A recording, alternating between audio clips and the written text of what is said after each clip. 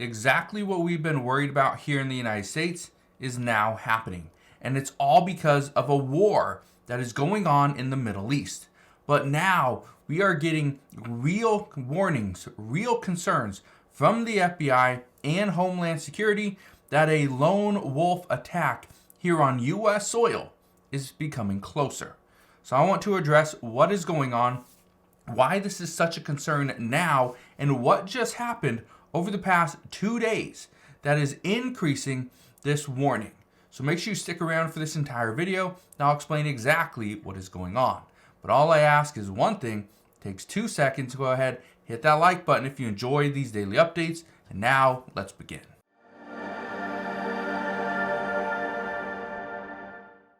So here's what's happening that has many people extremely concerned. We are now seeing pro-Palestinian protests that are sweeping United States college campuses. This is something that is extremely troubling. Not the fact that we are seeing protests, because we see protests all the time. Some are very peaceful, but these are, pro-Palestinian, anti-Israeli, right? They have different names, but they're the same thing. They're protesting war and the funding of the United States on these wars. I want to show you a couple clips. This right here, these are riot police, and they are at Yale, okay? Just look at this video.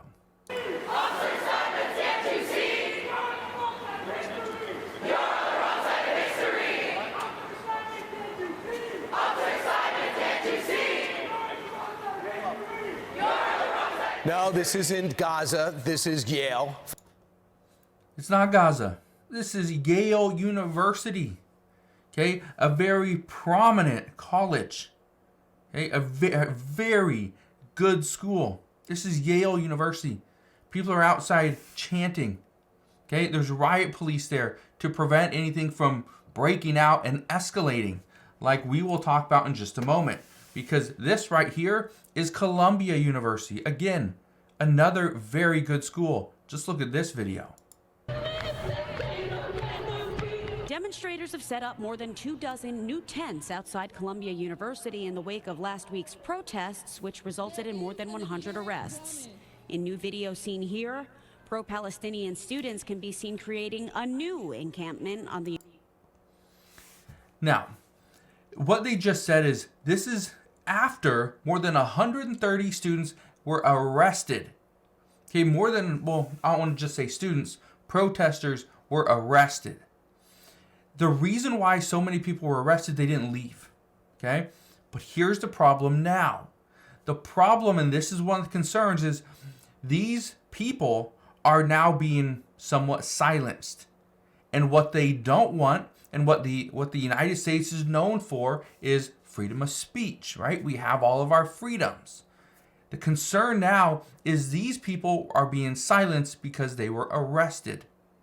And if police come in, whether it's riot police or just regular state police, they come in, try to clear out the campuses. The concern is, are we seeing that our rights are being, taken away? We don't have a freedom of speech. Well, that's the concern, and this is why some are saying they are really concerned that this is when we are going to see this lone wolf attack. Just look at this. It says anti-Semitism on college surges as agitators take over. It says police are removing anti-Israel protesters from Yale's campus Monday after a week of demonstrations calling for the university to divest from military weapon manufacturers. Students at Columbia University also were told all classes will be held virtually on Monday as anti-Israel protesters have taken over the campus. Again, this is nothing new. We've seen protests before, but what's different this time is they are extremely upset. They are wanting answers, not the United States to go out and fund more wars, pay for more weapons manufacturing, pay for more stuff to Israel, and humanitarian aid to Gaza, and more funding to Ukraine. They don't want that. But this is where we have been warned before. The FBI director, Christopher Wray, he said he's been concerned about a lone wolf or small group, that they will draw twisted inspiration from events in the Middle East and Russia. He said that the FBI believes that we are closer to a potential attack, but it will likely be a lone wolf attack. Now, I want to play this other clip for you. This is from a student, from Yale, who was actually, jabbed in the eye during a protest. Just listen to this. Free press. Tell me a little bit about what was going on when you were there. What did you see all around you? And then what happened? Sure, of course. So over the past week or so at Yale, anti-Semitic student protesters have taken over a central plaza on our campus, setting up a tent encampment, among other things, pictures to commemorate terrorists, and this culminated in multiple nights of overnight encampment in the central plaza and protests with hundreds of people. I think it was 500 when I came on Saturday night. And as soon as I was identified with my friend who wears a black hat as visibly Orthodox Jewish students, I was immediately blockaded by protest organizers. One thing I just want to add really quick is that this is part of the concern, is that it's not just people that are protesting and they're talking about the government and the president and our lawmakers and all this, the weapons manufacturers. It's those that are now looking at individuals, college students. This is a college student that the protest organizers then identified her and her friend as potentially the enemy. That's the concern, is that are we going to see more and more of this? And based off of what experts are predicting at this time and are anticipating, is that yes, we are going to see more protests and more potential attacks. Let's keep listening. And everywhere I walked, there was a line of protest organizers standing in front of me, linking arms, so that I could not walk forward.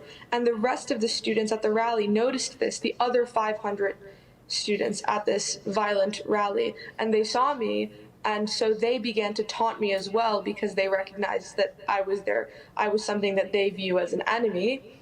And finally, the taunting continued and escalated, and I was just there to record them. And the taunting escalated until somebody waved a Palestinian flag in my face and then jabbed me in my left eye. And from there, when I tried to run after him, the human blockade of protest organizers continued to stand in front of me to stop me from catching my assailant. So we'll stop it there. The interesting thing about all this is we are anticipating more. I just showed you stuff at Yale University and Columbia. That was it. There are other campuses all over the United States that are going through this exact same thing, where they are seeing protests. They are seeing, we've seen people, write things on the mirrors in bathrooms, threats that then campus security has to come over, clean it up, and police have to come over and figure out, is this a real threat or is it not? But that's what you need to keep in mind, is that is where we are going slowly, but that is where we're going.